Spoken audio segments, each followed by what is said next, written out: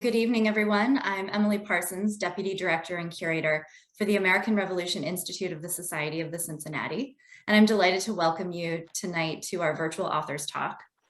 The American Revolution Institute promotes knowledge and appreciation of the achievement of American independence by supporting advanced study, presenting exhibitions and public programs, advocating preservation, and providing resources to classrooms.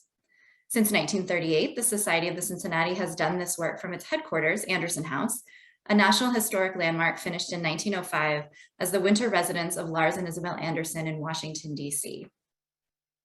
Tonight's authors talk features Dr. Steven Elliott, who will discuss his recently published book, Surviving the Winters, Housing Washington's Army During the American Revolution. George Washington's troops spent only a few days a year in combat.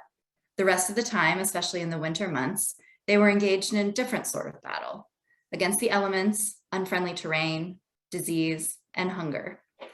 Indeed, Washington and his Continental Army braving the frigid winter at Valley Forge forms an iconic image in the popular history of the American Revolution. Such winter camps were also a critical factor in waging and winning the War for Independence. Exploring the inner workings of the Continental Army through the prism of its encampments, Surviving the Winters shows how camp construction and administration played a crucial role in American strategy during the Revolutionary War. Steven Elliott is a unit historian for the United States Army Center of Military History and teaches courses on national, local, and military history at Rutgers University, Newark.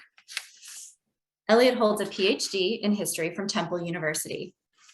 As a Society of the Cincinnati Scholars Grant recipient in 2017, he used our library collections to study how the Continental Army developed new methods of sheltering soldiers during the Revolutionary War, with a focus on winter encampments. His research has also been recognized by awards and fellowships from the David Library of the American Revolution, the Fred W. Smith Library at Mount Vernon, the New Jersey Heritage Trail, and the New Jersey Historical Commission. Surviving the Winters is his first book. A little housekeeping before I turn things over to Dr. Elliott. Following this evening's talk, there will be a question and answer session. Please submit questions for Dr. Elliott using the Q&A function at the bottom of your screen at any time during the talk or during the Q&A. Should you have any technical related questions or comments, those can be submitted using the chat function. Our staff will be monitoring that and will do their best to assist you. Now, please join me in welcoming Steven Elliott. All right, thank you, Emily. And thank you to the Society for having me here tonight. The Anderson House is one of my favorite places that I've researched or visited in Washington, D.C.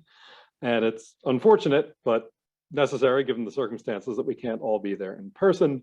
I was joking before we started tonight that I'll just have to write another book in a couple of years and come back and join you all at that wonderful venue at another time.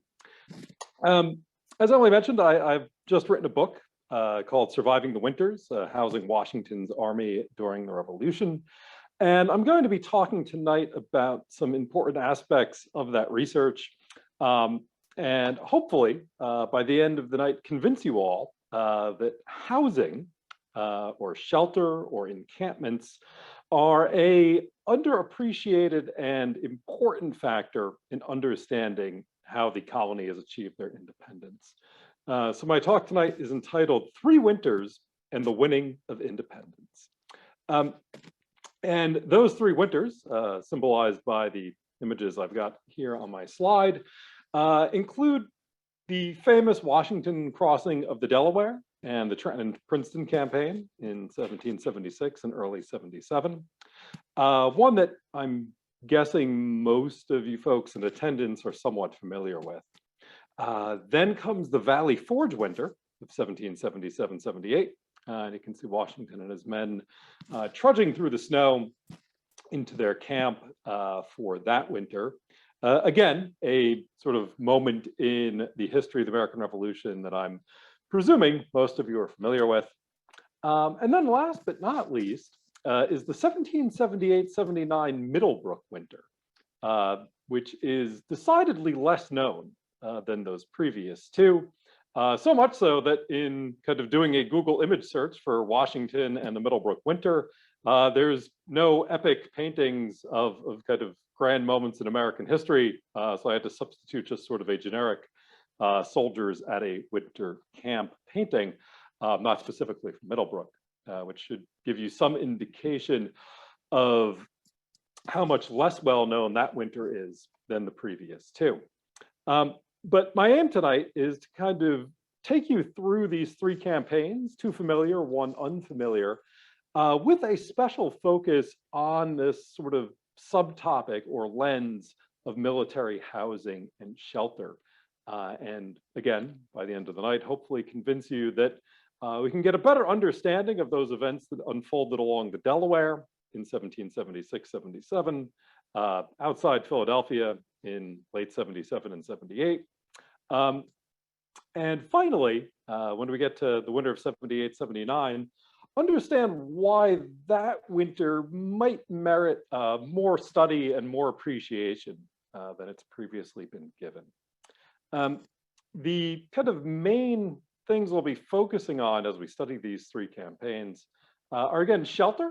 So the sort of very basic need for a roof over one's head, which is crucial at all times in military campaigning, but particularly in the winter for obvious reasons. A sort of subcomponent of that, which is health, and kind of keeping your soldiers out of the sick bed and the hospital. And as we will see, the sort of first and second criteria there, shelter and health, do go together. And then last but not least, strategy, perhaps the more traditional topic for military history, looking at how soldiers are arranged and prepare for battle and deny their enemies access to territory.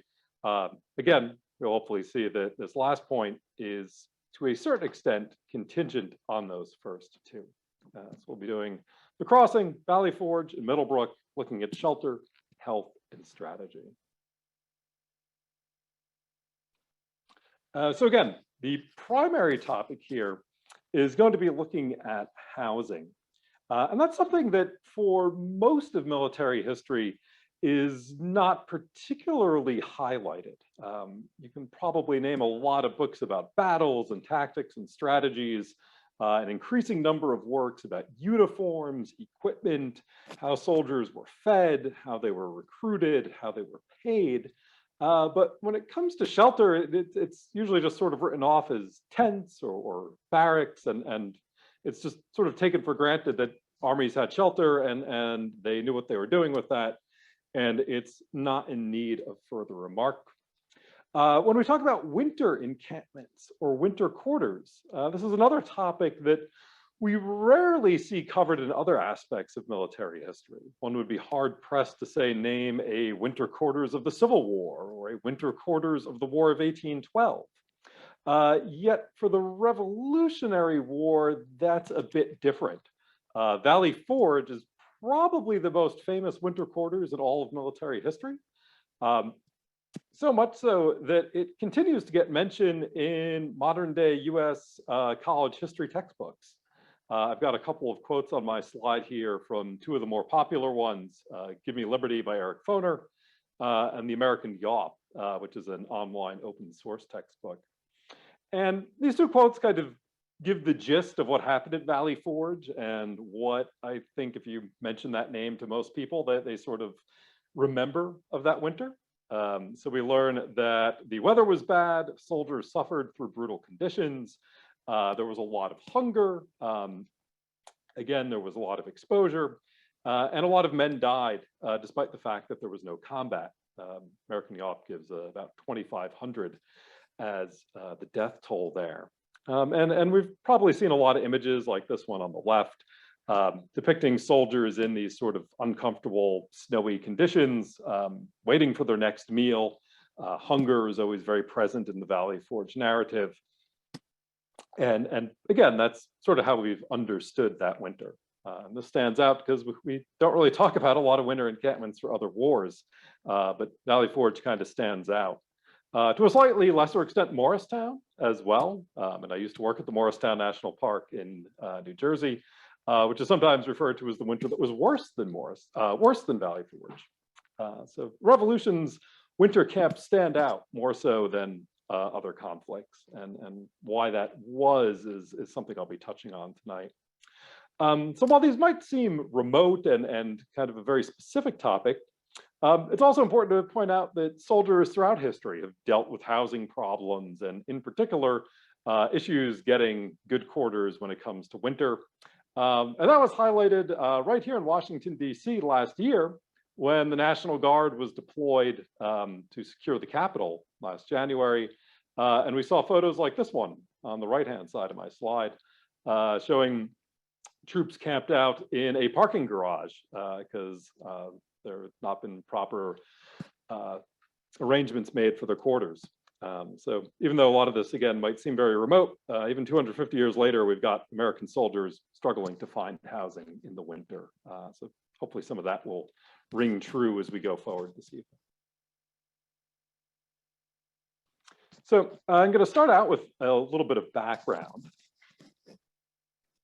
While I'll be focusing on again, three main campaigns I mentioned in the outset this evening, it's important to understand sort of the information and experiences that Continental officers and their men had with these sort of making of encampments and the finding of quarters leading up to the Revolution. And to understand this, I have to talk about a term which is likely unfamiliar to many of you. I know it was to me when I started this study. And that term is castrametation, C-A-S-T-R-A-M-E-T-A-T-I-O-N, castrametation, which is the studying of military camps. So we have strategy, we have logistics, we have tactics, we have engineering, all different aspects of kind of the military arts and sciences. And right up there, perhaps occupying a bit less shelf space in a military library, was castrametation. This idea that there were specific actions that needed to be taken to secure a place for encamping your soldiers. There were different options for quarters for your soldiers. And once in a camp or other quartering situation, there were sorts of procedures that needed to be followed to ensure that your army remained healthy and organized and disciplined. And all of this kind of fell under the umbrella of this term castrametation. It's basically everything that had to do with quarters and encampments. During the 18th century, military scholars and Enlightenment thinkers published a series of treatises and essays on the topic of castrametation. And the Society of Cincinnati, as a side note, has many of these in their library. And in fact, where I was able to learn a lot about this subject was during my time at the Society. A particularly useful work that was published in 1778 by a British author named Louis Lochet called Essay on Castrametation defined the title subject as, quote, the art of measuring, arranging, and ordering camps, and all the views and designs of a general in the choice of his camps. So basically anything that had to do with camps and quarters was castrametation. During the 18th century, European armies, as they became larger and more permanent, increasingly had to deal with the problems of shelter and housing. And by the 1750s and 60s, they had worked out a series of solutions to housing problems. So if you were a soldier in the 18th century, your ideal housing situation would be in a barrack, a large, permanent, usually stone and masonry structure, which could comfortably house hundreds of men. You can see a sort of drawing of one of these barracks in the background of my slide here. These are often found in the fortresses that guarded the borders of European states or near their large towns and cities. However, barracks were quite expensive to build, and even by the late 18th century, they were few and far between. Furthermore, if you were actually on an active campaign, chances are you weren't going to be near a barracks. You weren't going to have one convenient to your location to house your men. So most armies in the 18th century tended to rely on billeting, which is simply the quartering of soldiers in civilian houses, in taverns, in barns, in public buildings, basically any non-military standing structure. And this was popular because it was cheaper than building barracks. It was convenient. There was almost always a town or village nearby that you could house your men. And the coverings were usually fairly comfortable. Again, you had a solid roof over your head. They brought obvious problems as well, oftentimes upsetting the civilian population upon whom you quartered. But since most European campaigns were waged in neutral territory and among populations that did not have a major political voice at the time, a lot of those concerns could kind of be shoved aside. So armies used billets on campaign, and especially for winter quarters. In, say, the 7 Years' War, the War of Austrian Succession, when winter rolled around, armies would typically disperse and spread out across entire provinces and settle down for winters in all the towns and villages they could find. If there were any barracks nearby, they might also appropriate those. And then last but not least, you had tents. Tent was a useful piece of cover if you were on campaign. Not so good in the winter. Most armies avoided using tents after, say, November because rain and wind and snow tended to wear them out. And even on active campaign, if your baggage train fell behind and your tents were not available, then you quickly resorted to billets. But regardless, these big three, barracks, billets, and tents, were the primary means of housing an army in 18th century Europe. Once you had settled into your quarters, particularly if you were in a tent camp on campaign, but also if you were occupying a village for a long period of time, or a barracks, there were a series of tasks that a commander had to worry about once he had selected his quarters. A key point was camp hygiene. The longer an army occupied, especially a tent encampment, the more they tended to foul the ground, with, again, hundreds or thousands of human bodies doing all the wonderful, dirty things human bodies do every day. If you don't regulate that by, say, separating your drinking water from your latrines, you can quickly have problems with disease. You also need to make sure your men are bathing regularly, cleaning their uniforms. All of that stuff kind of falls under this umbrella of castrametation. Finally, there was the issue of actually where your camps or billets or barracks that you'd selected were located. You didn't want to disperse your army into winter quarters too close to an enemy, or you might invite an embarrassing ambush or surprise attack. You didn't want to place your encampment too far from a road or river that was your only supply line. So while castrametation might sometimes have seemed like the more mundane and dull aspects of military routine, it did intersect with strategy. Again, where you placed your camps mattered. So what was George Washington's early experience with these topics such as castrametation?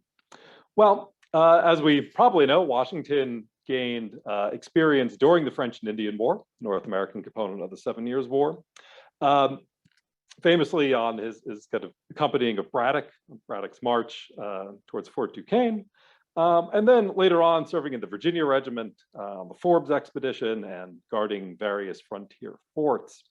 While he was obviously not a officer holding a general's rank, he nevertheless gained exposure to the sort of daily and seemingly mundane tasks of administering a army or regiment while it was on campaign. And he learned a lot about how to handle quarters for an army. Washington was a reader of some of these military treatises and texts. Two of the earliest books that he read were Essay on the Art of War by a Frenchman named Lancelot Turpin de Cris. Work was translated into English. And Treatise of Military Discipline by an Englishman named Humphrey Bland. And both of these texts talked about castrametation in a couple of different ways. Bland was much more focused on the sort of routine tasks of keeping a camp healthy and clean. You can see his quote here at the top of my slide. Soldiers shall dig necessary houses, which is sort of another term for latrine or privy, and render the camp neat and clean. So this idea that a well-regimented, disciplined army avoids any problems with camp diseases. Decrease was more concerned with the sort of strategic aspects of caste hermitation. You can see a quote here. General seeks to profit by all the advantages that the bad distribution of the enemy's winter quarters will afford him. So Decrease was more concerned about taking advantage of a poorly disposed enemy army and ambushing them in winter quarters and preventing the same from happening to himself. Now, during the French and Indian War, Washington mostly dealt with the former, the sort of topics Bland talked about in his treatise. We'd have to wait for the Revolution for him to really exercise his strategic muscles. In my readings of Washington's experiences, two sort of parallel aspects of his generalship come forth. We see on the one hand a disciplinarian. Washington's orderly books were frequently making mention of again, keeping the camp clean every day and punishing men who failed to follow his orders. But at the same time, he was also a humanitarian. He recognized that having soldiers out in winter elements was not good for morale, it was not good for their health, and was detrimental to the overall success of the army. So we see him oftentimes questioning his superiors about kind of getting the army into winter quarters early, and frequently writing back to Virginia civilian leaders, cajoling them for more tents, more bedding supplies, etc., to make sure his men stayed healthy. And these two sort of aspects of Washington's leadership, the disciplinarian and the humanitarian, will come into play when we talk about his revolutionary experiences as well.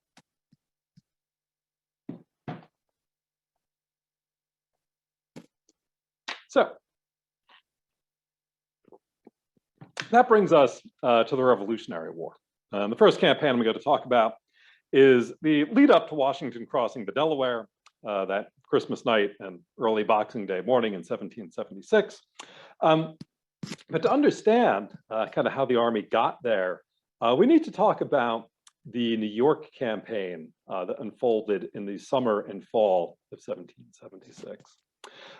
So in the summer of that year, Washington gathered a large army, perhaps upwards of 20,000 men, many of them short service soldiers, militia, and many of them not particularly experienced or well trained. And he gathered this army on Manhattan and on Long Island, and increasingly kind of concentrated them into these large encampments, primarily using tents at this time. This was summer and early fall, perfectly fine weather for tents. And if we go through soldiers' writings from this campaign, we start to see that the Continental Army slowly degrades in quality, in health, as the campaign goes on. And I've got some quotes on the slide here that illustrate this. Writing on July 4th, Loami Baldwin, who was a New England colonel, writes, "The army is in very good health." And indeed it was in early July when a lot of soldiers were still arriving in the area. But if we flash forward 6 weeks later to late August, we see a different story. Solomon Nash writes, "It is very sickly in our army, yet, and a great many dies every day." And if you look at the other sort of diaries and letters home from soldiers at this time, you see that as a continuing trend as we go from July and August of 76. What had happened? Well, basically you had a large and poorly disciplined army occupying these camps in kind of hot, humid New York summer weather, some of them near swamps. And again, you have a lot of men that are not bathing daily, or not keeping their uniforms clean, and are not separating where they go to the bathroom from where they get their drinking water. And because of this, we start to see what's called camp fever start to spread, which is not always a well-defined illness, but likely was dysentery and kind of related ailments. Um, and this dysentery spreads through the camp like wildfire as we get through late July and into August, so that Washington's actually forced to leave a lot of men behind when he goes to confront William Howe at the Battle of Long Island towards the end of August. So we see, again, sort of camp cleanliness being a hindrance to the army as it operates. As the campaign went on, things got even worse. The British crossed the East River and forced Washington out of Lower Manhattan in the middle of September. In this hasty retreat, Washington's army had to abandon a lot of its tents that were stored in kind of New York City proper, so that by the end of September, his men are operating with a deficit of shelter. He's forced to order sort of soldiers to cram into the handful of tents that they have left available to them, which creates a sort of denser population, and one that it's still primarily composed of these poorly disciplined troops. So disease problems get even worse.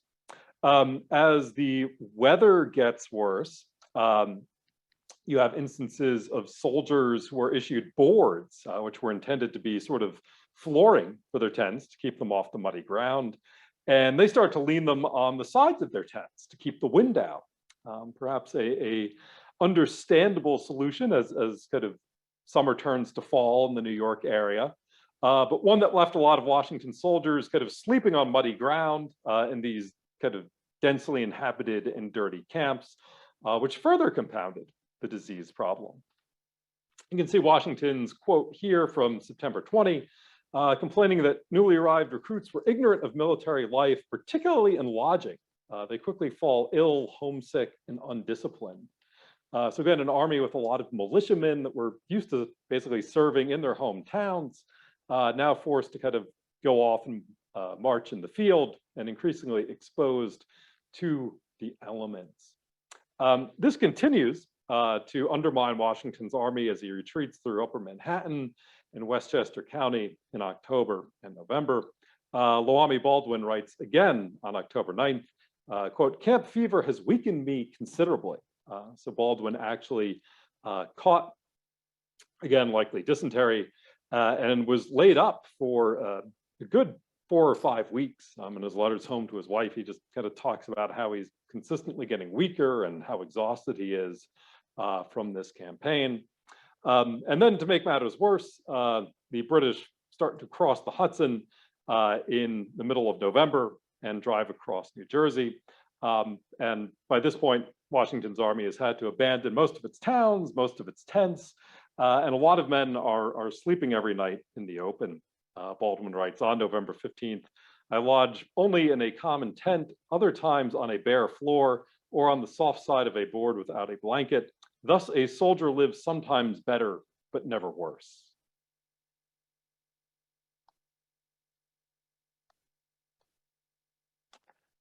So in November and December, the British advance across New Jersey.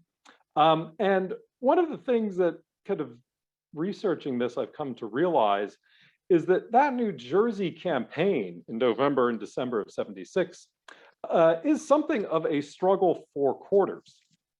The army, the British Army, occupied New York City, which would have been a great sort of spot to billet for the winter in fine European fashion.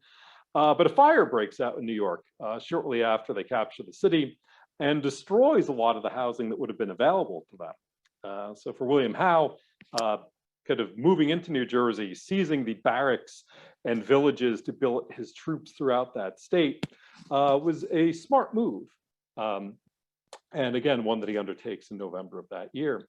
For Washington, launching his counterattack, you see in the background of my slide here, the famous crossing of the Delaware, was likewise a move to drive the British out of New Jersey, recover the barracks and billets available in that state, and finally get good housing for his men who had spent the last 6 or 8 weeks with barely a roof over their head.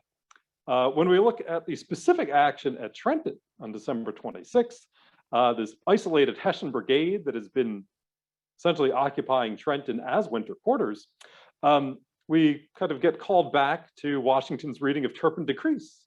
General seeks to profit from the advantage that the bad distribution of an enemy's winter quarters afford him. What more could we say of Trenton than a poorly distributed winter quarters that Washington rapidly profited from, demolishing one isolated Hessian brigade and then leveraging the British out of the rest of the state.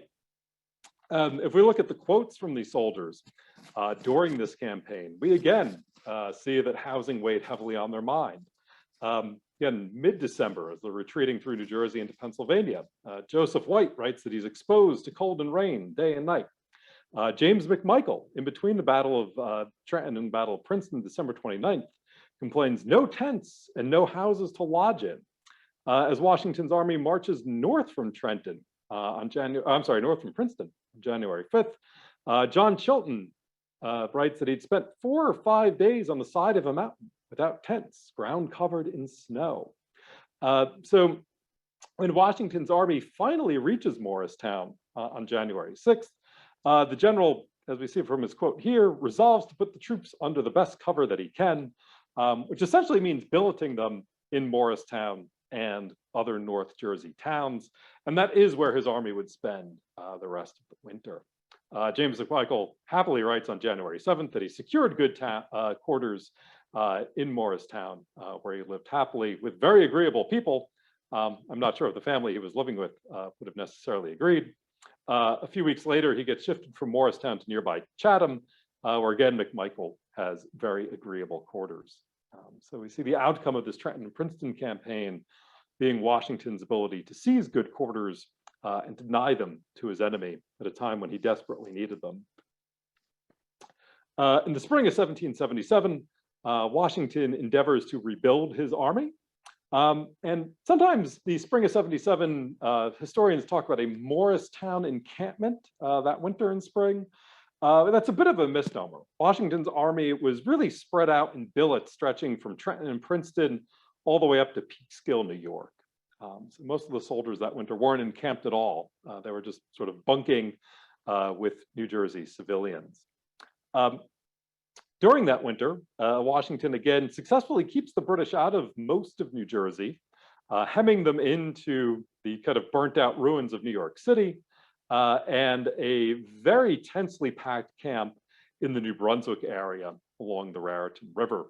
And now it was the British turn to deal with the problems of dense and poorly kept camps and a lack of quality quarters.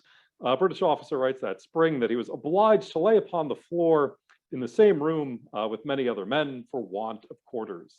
And in fact, one of the reasons that Howe's army does not return to active operations sooner and on a grander scale is because so many of his men are sick from having spent their winter in poor quarters.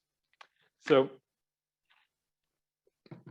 that's really the story of kind of the aftermath of Trenton and Princeton in the spring of 77.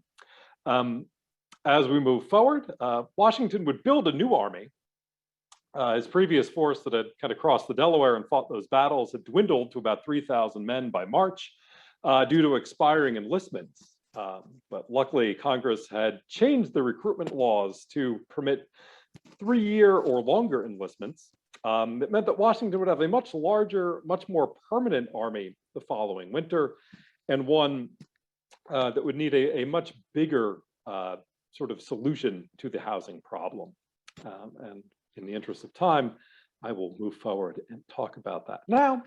And that's the Valley Forge winter. So in the summer and fall of 77, the British landed the Chesapeake Bay and marched northwards to capture Philadelphia, leaving Washington by December of that year with an army camped out near White Marsh outside the city, with, again, the question of what to do about winter quarters.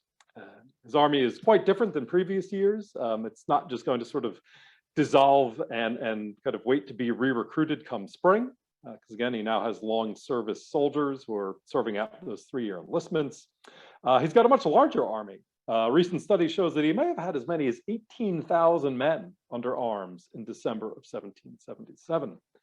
And again, he's facing a British opponent who have seized the principal city in the area with all of the good billets to house their men. So in December of 77, Washington kind of queries his staff, his subordinates, and asks them in a council of war what they should do about winter quarters. And he gets about a dozen responses from all of his subordinates, and they are not on the same page. A significant number of them press Washington to sort of follow the traditional European method of withdrawing from contact with the enemy and occupying a chain of billets in the interior countryside, which would have meant sending the army to places like Easton and Bethlehem and Reading and Lancaster and York, deep into Pennsylvania. However, Pennsylvania civilian leaders did not like that idea. They wanted Washington to keep his army closer to Philadelphia, keep an eye on the British, to protect civilian communities in the vicinity, and to deny supplies to the enemy. There was also the practical problem that many of those Pennsylvania towns were full of refugees, and there simply wasn't space available to house Washington's men. And finally, some of Washington's generals felt that if they dispersed the army, discipline and training would erode, and it would be perhaps difficult to gather them all back together the next year and wage a new campaign. So at the last minute, Washington decided to keep his army much closer to Philadelphia, at Valley Forge, represented by this big gray circle here, with detachments close by at Trenton and Wilmington, and a series of outposts and patrols in the intervening space to essentially box Howe in to Philadelphia. And that sort of arc-like deployment outside of a British-held city is a strategy that Washington would follow in the New York theater for the remainder of the war. So that's the where. What remained to be decided was the how. What sort of housing would Washington's men occupy? There were no towns of significance to kind of house Washington's men in the billeted fashion. And again, he's got way more men than the previous year. And again, tents were not going to cut it in a Pennsylvania winter.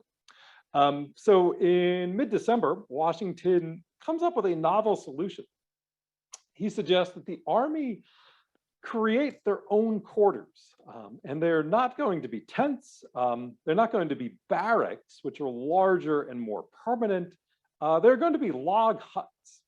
Essentially, soldiers are going to fell nearby trees and assemble them into 14 by 16 foot squares, each of which will hold 12 enlisted men or a smaller number of officers and staff. This essentially means that the Continental Army will be creating what amounts to the 5th largest city in the colonies from scratch in the span of about a month. And most of the construction takes place over the course of about 2 weeks in late December of 1777, as Washington's men struggle to erect 2,000 log huts to house them for the winter. It cannot be overemphasized that this had never really been attempted before in history. And it's something that all the studies of Valley Forge don't usually point out, the idea that Valley Forge was a unique innovation in military history. Again, European armies billeted, they barracked, they camped in tents. Huts were generally not something that they did, and certainly not on this scale. In fact, Louis Lochet, in that previously mentioned essay on castrametation, admonishes generals for considering huts, saying that they are of course unhealthy for the soldiers, and says that they've basically fallen out of practice in Europe. A good number of Washington's subordinates felt the same way. Captain Samuel Shaw writes that it was a considerable exertion to kind of march into the woods and build a town from scratch in the middle of December. Colonel Henry Livingston complains that the British have kind of, through superior generalship, secured themselves much better quarters. Jedediah Huntington, a brigadier general, complains, "I am sorry we have not better quarters." Thomas Paine, passing through the area, remarks that it's a curious collection of buildings in the true rustic order. And Washington himself admits that this is kind of a new and perhaps not ideal solution, but tells his men that they must work hard to erect them and make the best of the situation that they can.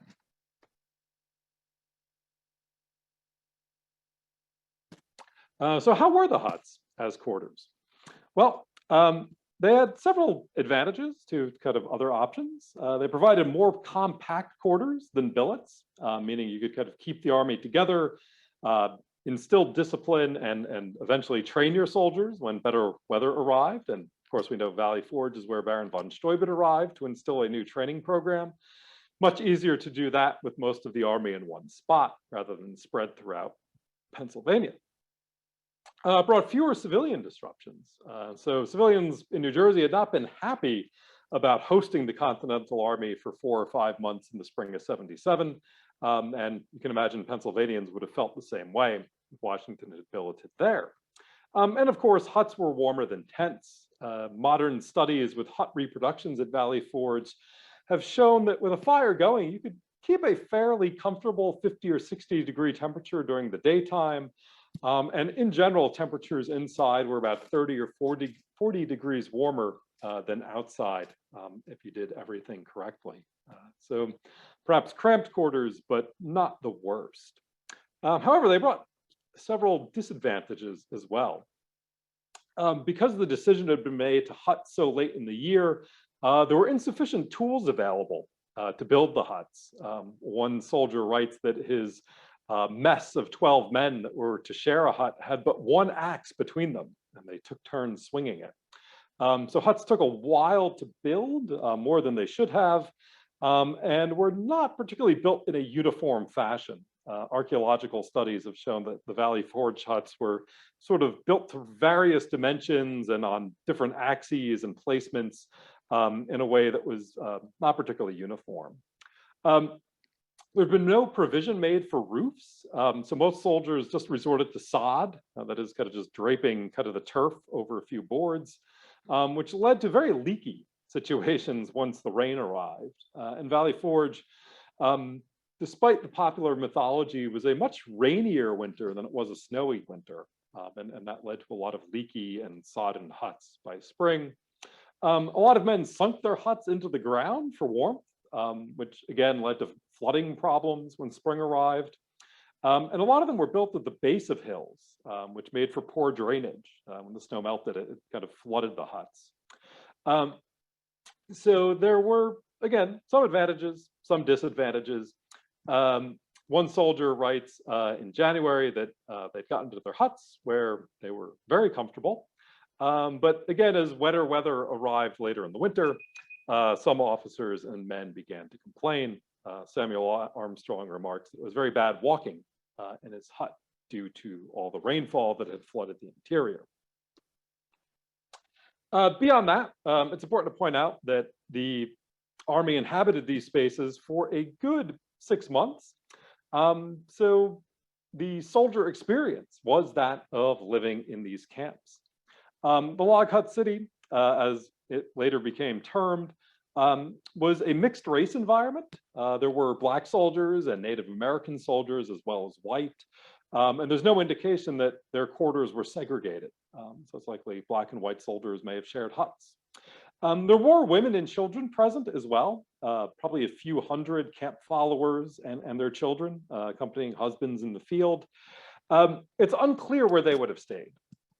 Again, there's orders in kind of orderly books that refer to camp followers, but it's not clearly stated if they had their own huts, if they bunked with their husbands, if they had other types of shelter outside of camp, but we know that they were present. Interestingly, a lot of officers, particularly general officers, chose to stay in civilian homes nearby to camp rather than kind of rough it with their men in the huts themselves. And daily activities would have included construction and fatigue, going on outpost and patrol, drill and training, especially after von Steuben arrives, food and drinking when such things were available, and gambling, which officers frequently admonished, but men continued to play cards and dice throughout the winter. Officers were particularly interested in kind of getting away from camp to meet some local young women, as soldiers tend to want to do. But at Valley Forge, at least, there seems to have not been a huge amount of fraternization going on. An officer named Presley Neville complains, bad drink, no wine, and we see no ladies. He was a pretty unhappy guy. Samuel Armstrong, however, a sergeant, managed to slip away from camp where he spent an evening frolicking and dancing with the opposite sex. So some soldiers had more fun than others, seems to be the takeaway from this. Last but not least, Valley Forge is oftentimes remembered as this time of starvation, where the Continental Army frequently went hungry. And it's often been blamed on administrative problems. There was turnover in the Continental Army's quartermaster and commissary departments. There was sort of conflicting oversight by Continental Congress and the Pennsylvania state government in attempts to provide supplies, all of which just sort of made a mess of the logistical situation. And all of that is true. The weather also gets blamed. Snow and rain and frozen rivers can impede supply. But another aspect to this was the actual location and method of housing the Army. Valley Forge was, again, a sort of location in the Pennsylvania countryside that was converted into the 5th largest city in the country almost overnight. Now, an actual city has roads that lead to it. It has an agricultural hinterland. It has rivers that most supplies are shipped on, none of which was necessarily taken into consideration when Valley Forge was selected. So a lot of the supply problems that they had were the result of A, the location of Valley Forge, and B, the fact that it was a concentrated encampment. Typically, the more dispersed an army is, the easier it is to supply. American General James Varnum remarked on that on 12 February, where he says it's unparalleled in the history of mankind to establish winter quarters without a single magazine. We now see only some of the effects which reason from the beginning thought us to expect as inevitable. So basically, again, the sort of method they had selected for winter quarters was a problem that contributed to the supply issues.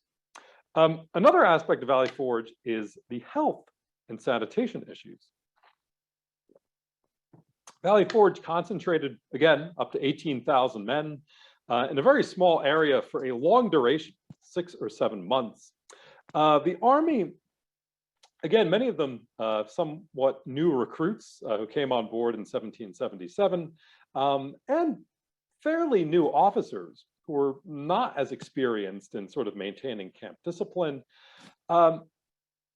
contributed to various health problems at Valley Forge.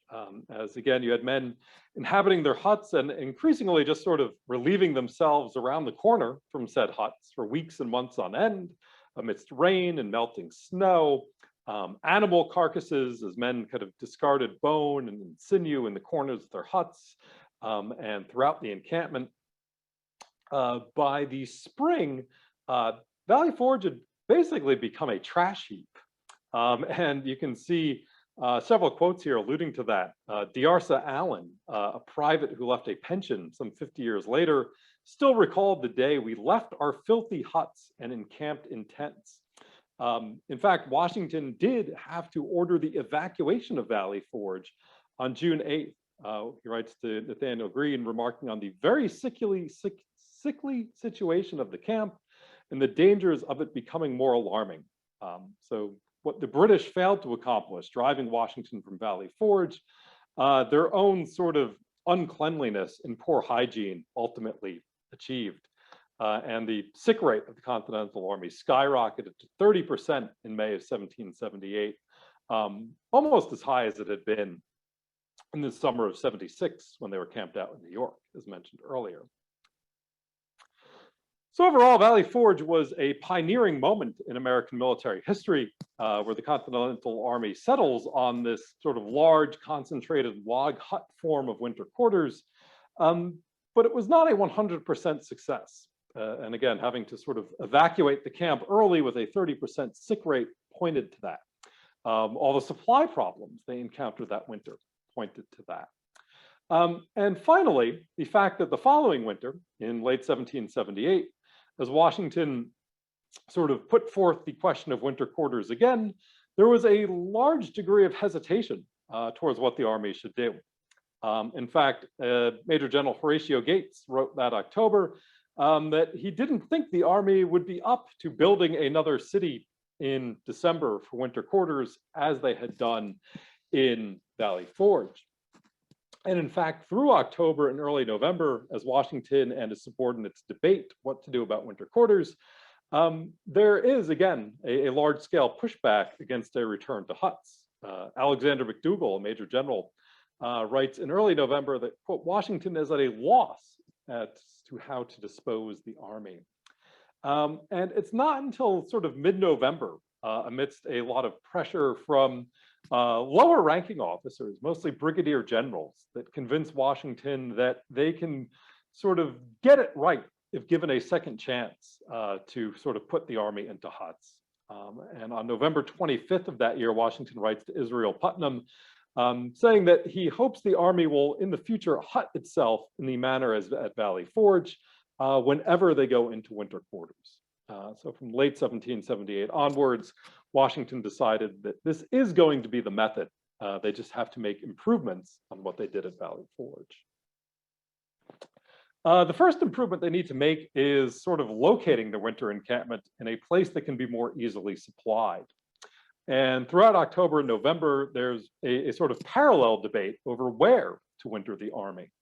Most of Washington's officers wanted to go to West Point in the Hudson Highlands, up here directly north of New York City, what was considered the most defensible locale in the region. However, Nathaniel Greene, Washington's quartermaster general, along with the quartermaster's staff, told Washington that the Hudson Highlands and West Point were not going to work. By late 78, most of Continental Army supplies were gathered in Pennsylvania and Maryland and shipped up the Delaware River to Trenton at the head of navigation. From Trenton, to get to the Army, all supplies would need to be hauled overland by horse and ox teams. All these horse and oxen needed to eat, mostly kind of grass and fodder in New Jersey pastures. So the longer distance they had to travel, the more supplies they consumed and the more difficult it would be to keep the Continental Army supplied.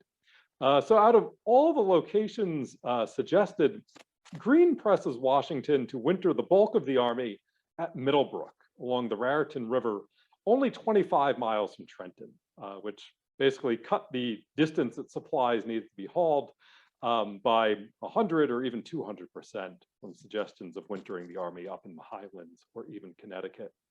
And essentially, that 78 winter, the bulk of the Army goes to Middlebrook. A handful of brigades go to other locations to kind of guard the whole region.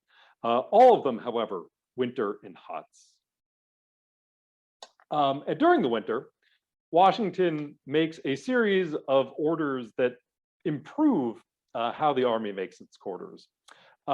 There are more tools available, so huts are constructed more quickly. Quartermasters make arrangements for axes and saws to be distributed before winter. Local sawmills cut shingles, which provide good solid roofs for their huts from then on. Soldiers are encouraged to improve the foundations of their huts and their interiors, lifting their bunks off the ground and keeping them out of the mud.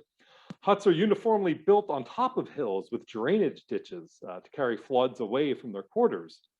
And a more experienced officer class does a much better job of ensuring that men maintain discipline with cleanliness and hygiene throughout the winter. Anthony Wayne remarks after the camp's finished construction that, quote, we are much improved at city building. And by the spring of 79, many officers are remarking the Army is very healthy. Jed Huntington up in Connecticut says that a remarkable degree of health prevailed in his division, sentiments that would be echoed by officers throughout the Army that spring. In fact, by the spring of 1779, the Army had about a 10% sick rate compared to 30% at Valley Forge. So from 79 onwards, the log hut encampment for winter quarters becomes the Continental Army's go-to solution for surviving the winters. And throughout the rest of the war, at Morristown, at Middlebrook, at West Point, at New Windsor, at Reading, Connecticut, the Continental Army will build these log hut encampments and survive the winter in locales that are generally well supplied. Middlebrook is probably the best supplied. Morristown, due to weather problems and a more remote location, has some supply issues, but they managed to muddle through. And most importantly, these camps are all remote in the mountains of New York and New Jersey, the Hudson Highlands, the Watchungs, where they are safe from British attack. And kind of offensives launched by General Sir Henry Clinton throughout this time period never really get close to threatening the Continental Army in its quarters. So by 1780, at the big winter encampment at Morristown, American officers can now say that they have kind of conquered the problems of the winter. Hutting was a monstrous undertaking at Valley Forge, but it has now become easy employment, writes Samuel Shaw in 1779. By 1782, the Army is building quite exquisite camps, like this one pictured here at New Windsor. Even Horatio Gates came around to the method, writing that we have achieved something new in the art of war. So overall, when we examine the revolution from the perspective of health and shelter in winter quarters, we see an army that increasingly improved as the war went on. When we look at the crossing the Delaware and the winter of '76, we see a desperate army kind of lashing out to recover territory to billet its men for the winter. At Valley Forge, we see a much larger and permanent army implementing an entirely new method in changed circumstances. And at Middlebrook, we see that army refining these methods and beginning to establish a semi-permanent infrastructure in the New York, New Jersey area that would undergird the Army's campaigns in secure locales for the remainder of the war. And from 79 to 83, Washington's men increasingly enjoyed comfortable accommodations, good health, and secure positions. Still sporadic logistical problems, but better than they might have been otherwise. And it's a method that holds on to a kind of legacy that lasts into the 19th century. In 1799, as the US has a military buildup for the quasi-war with France, a project I'm working on now, George Washington, who's kind of the nominal head of that army, orders his men to hut themselves as they did in the last war. In fact, a series of Valley Forge style encampments were built that winter at Harper's Ferry, Plainfield, and Oxford, Massachusetts. In 1813, during the War of 1812, we see soldiers building log huts in the Champlain Valley. And in the Civil War, we see huts built on an unprecedented scale by both Union and Confederate armies. So the sort of American way of making winter quarters endures throughout the 19th century, but it all builds off of the improvements made at the winters discussed here tonight.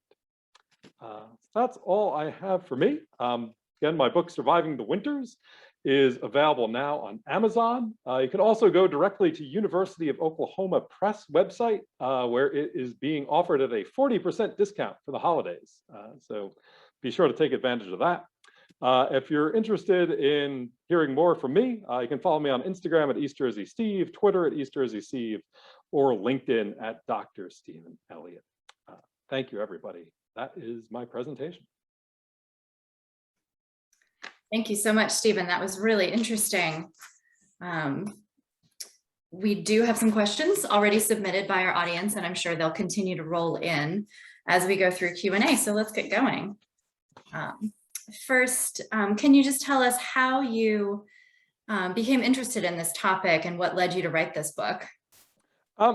I grew up in Morris County, New Jersey, about 15 minutes from the Morristown winter encampment. And I worked at that spot as a National Park seasonal ranger for about 10 years. And, you know, working there, I kind of learned that Valley Forge had had a lot more written about it than Morristown. And as a doctoral student, I resolved to kind of write the Morristown book. But along the way, I discovered that what I viewed as the sort of crux of these stories, which was the sort of camps and the huts themselves, really hadn't been written about at all. And that sort of morphed into a project that just sort of looked at winter housing throughout the entire war. And that's kind of what you see here tonight.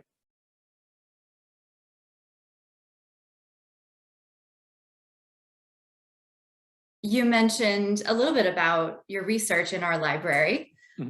Could you tell us a little more about your experience researching there and how that made its way into your book or impacted your study? Yeah. So again, I was very fortunate to receive a gracious fellowship from Society for Cincinnati, where I spent a week in 2017.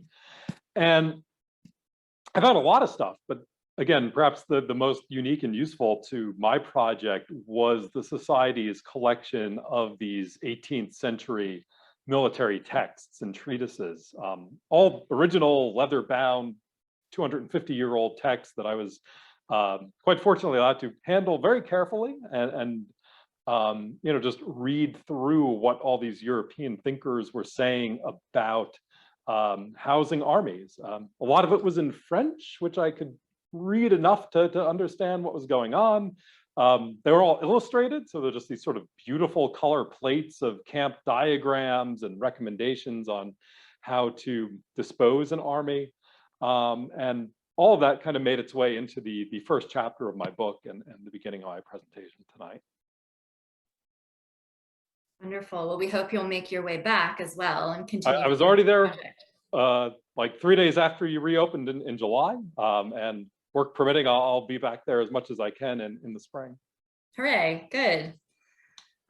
So I have a question from Eric about Washington himself.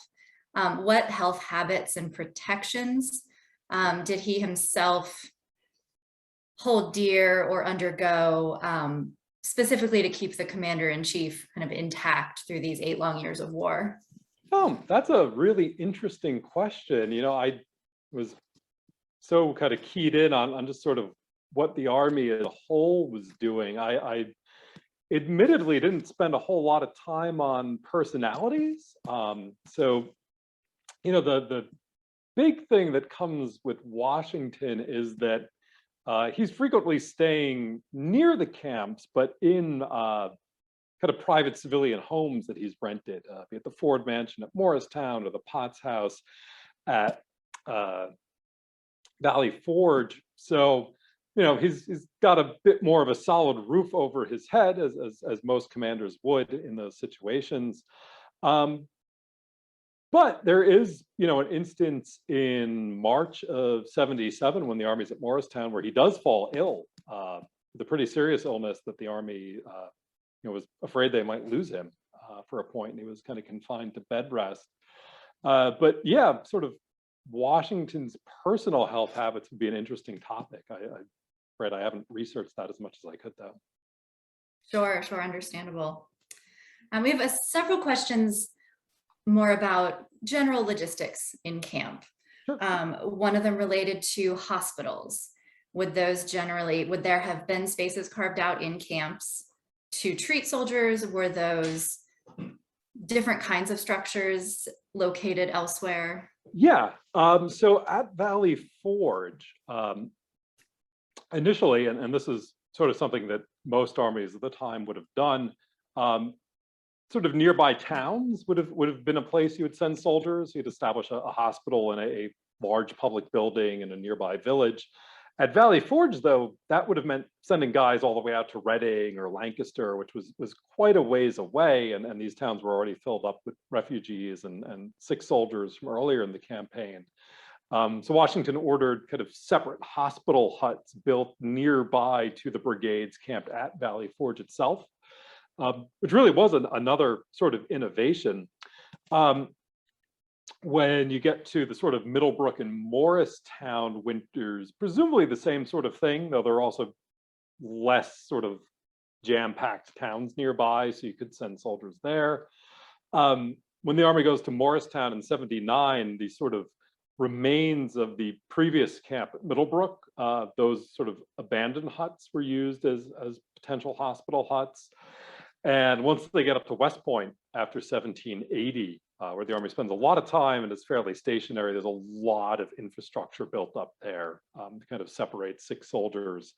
There's a smallpox outbreak in 1781 where they actually set aside a whole sort of regimental camp across the river from West Point, and they put all the soldiers in there to quarantine.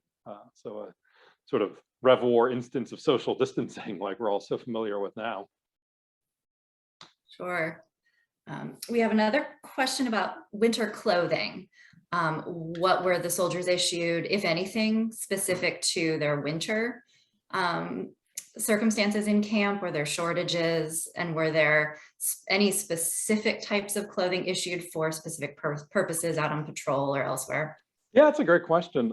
As probably many folks in the audience know, the uniform situation with the Continental Army was frequently deficient throughout the war, as you know, uniform supplies were often hard to come by. And that is often an impetus for kind of retiring to winter quarters. You see a lot of officers writing, you know, our soldiers' shoes are in tatters, half of them don't have coats, we can't be out campaigning in mid-December. So really it's a lack of good winter uniforms that contributes to Armies sort of, you know, wanting to get into winter quarters early. One of the sort of aspects of this that comes up is also when they're building the huts, commanders are concerned with soldiers ruining their uniforms. You know, you're swinging an axe and sawing and all this stuff. So soldiers are actually ordered not to wear their good coats while they're constructing their huts, and then they'll sort of get them back later. Once they're settled into winter quarters, then you see sort of like tailor shops getting established and repairs being made to uniforms, but not a whole lot in the way of, you know, special heavy coats being issued that I've seen. Speaking of the Valley Forge huts, we did have a question simply, how long did it take them to build since they were doing it themselves? Right. Yeah, that's one of the things that's more frequently remarked on in the sources. If you find soldiers' diaries, they're always sort of saying, oh, I moved, you know, I wall for my hut built today, put a roof on my hut today, moved into my hut today. So it was actually pretty straightforward to track how long this took. The usual rate was about 2 weeks, if I had to give a flat number, about 2 weeks from when a regiment arrived at its campsite to when it physically moved into the hut. Again, that could vary with access to tools. It could vary with experience. So at Valley Forge, like the Rhode Island troops and a lot of the New England guys get done quickly, but the North Carolina line frequently gets kind of made fun of because they're taking forever to finish their huts.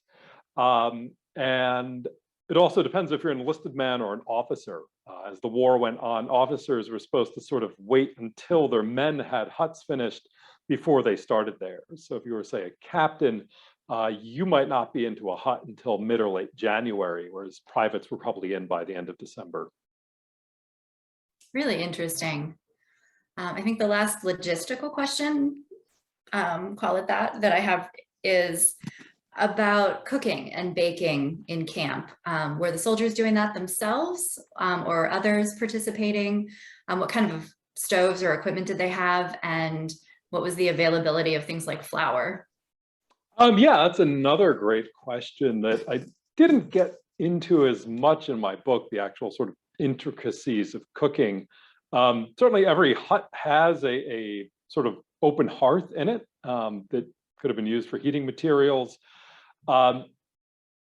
The typical food supplies coming in, you know, at a good time would have been flour and, you know, livestock, so kind of cattle on the hoof, right? They're kind of bringing animals into camp and slaughtering them right there. Soldiers on the sort of Hudson Highlands area actually got sent out to go fishing when kind of the ice broke up along the Hudson come spring, so you could augment your diet with fish. Health problems started to come in food problems started to come in at Morristown because there was a drought in the fall of '79. So there was no water to kind of drive the wheels of grain mills. So there was little flour available when they get to Morristown in December of '79. So increasingly they have a beef heavy diet because that's one of the few things that they can kind of get to camp by having these cattle drives. And you'll actually see, orders for commissaries up in Connecticut to sort of send cattle to Morristown. You have these huge kind of cattle drives going through New England into New Jersey. And the troops at West Point would like intercept them. So they'd be like, oh, we're supposed to have like 100 cattle coming to camp, but the guys at West Point grabbed 20 for themselves. So we've only got 80 that made it here to Morristown. So sort of illustration of how that food distribution worked. So I know your focus is on the Continental Army. Thinking about once Rochambeau's French troops arrive and you have the march to Yorktown and this joint French-American army, did that change at all the nature of the encampments, improve anything even with this more professionalized French force? And in particular, we have a question about how the French army camped or was housed in Virginia the winter after Yorktown. Yeah, so when the Rochambeau expedition arrives in Rhode Island, they actually billet for the most part in kind of those Rhode Island towns. And this again kind of carries on a French tradition. The French, billeted back in Europe. They had garrison towns where it was sort of just accepted that soldiers were part of life in that town. The French army was very well disciplined and they carried hard currency. So that definitely alleviated some of the burden of having soldiers camped out in your town because they paid for everything in hard cash, and for the most part didn't cause too many problems with the locals. After Yorktown, they really spend the winter on the Virginia Peninsula, which is much warmer. So you can kind of get away with a tent encampment in the winter in Southern Virginia in a way that you could not in say, New York or Pennsylvania. And again, they're much more adept at billeting and kind of housing that way. And again, that's a tradition that goes back way before the Revolution, and it would carry on well after it. To the point where when American troops get to France during World War I, they're asking around where their sort of separate camps are, and the French are like, what are you talking about? We just billet in villages. That's how you do it, right? And so even over 100 years later, there's still that discrepancy. Great. So next question. Were these camps strategically located to allow Washington's army, especially dragoons and light infantry, to intercept British foraging parties? Yeah, to an extent. Again, Valley Forge is again decided very last minute, and they kind of adapt as the winter goes on. But certainly there's a lot of patrolling that goes on in the Pennsylvania countryside. When we get to sort of the New York theater, where the army spends the rest of the war, Washington will frequently have a sort of forward deployed outposts to deter British foraging and guard the approaches to his camps. So during the Middlebrook winter, there's a New Jersey brigade stationed at Elizabeth, right across from British-controlled Staten Island. That proves to be an issue just because kind of having a single brigade handling those duties the entire winter wore out the men. So the following winter at Morristown, they rotate. So every few weeks, a different brigade would leave the main camp and go to guard the lines, and then kind of come back a few weeks later. And that's how they deter foraging and also, again, sort of set up a forward defense to guard their main encampments. Okay. So going back to the very beginning of the war, I have a question about how the first winter in Cambridge around Boston was during the siege of Boston. Were they intense? How much had they really thought through what that camp should be like? Yeah, and there's actually a whole chapter in my book on that. And I used to include that in my lectures, but there's only so much time for these things, and I already went kind of over, so I had to cut that. But yeah, so war breaks out around Boston in April of '75. You have this huge force of mostly New England militiamen that gather to encircle the British in Boston. And from the get-go, housing is a problem. A lot of these militiamen don't have tents because they're used to serving in basically their hometowns, and that's it. So you see when Washington arrives in the summer of '75, he's writing about how, just all these different housing types, men using sailcloth and boards and making little shanties out of sod and brush. They mostly rely on billeting for that kind of fall, because there were towns around Boston like Cambridge with a lot of soldiers there, and a lot of people had fled the area, so a lot of abandoned homes they could use, Harvard College buildings.